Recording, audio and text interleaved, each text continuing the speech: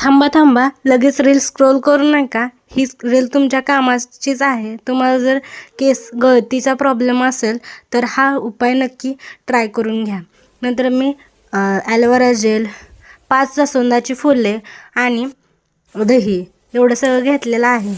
नंतर ते मिक्सरमध्ये 5 जास्वंदाची फुले, अर्धा वाटी दही घेतलेलं आहे, ते पण मिक्सरमध्येच ब्लेंड करून घ्यायचं.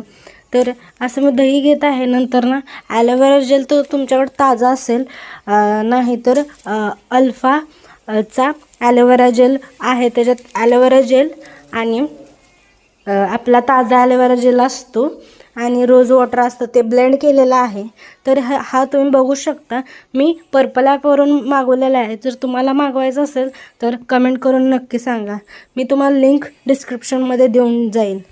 तर हाही 1-2 चमचे घ्यायचे, म्हणजे स्मूथनिंग येते केसाला आणि तुमचे केस स्मूथ होतात.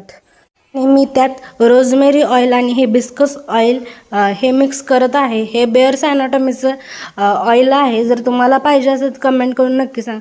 तर मी नंतर त्यात फ्लॅक्स सीड्स उकळून टाकल्या होत्या, कारण त्याचा स्मूथ ब्लेंड भारी होतं. हा तुमचा पदार्थ रेडी झाला. हे ऑइल तुम्हाला आयतं भेटून जाईल, DIY करायची गरज नाही. तरी त्यात मी टाकलेलं आहे, कारण तेल खूप उपयुक्त आहे.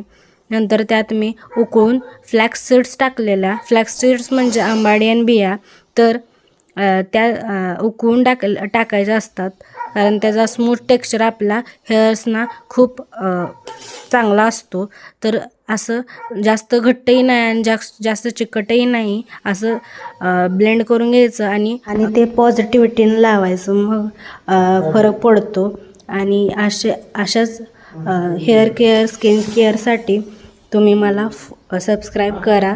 मी अशाच तुम्हाला न्यू DIY सांगेन. चॅनलला सबस्क्राईब करा नवीन असाल तर. ओके, बाय बाय, टाटा, एवढंच.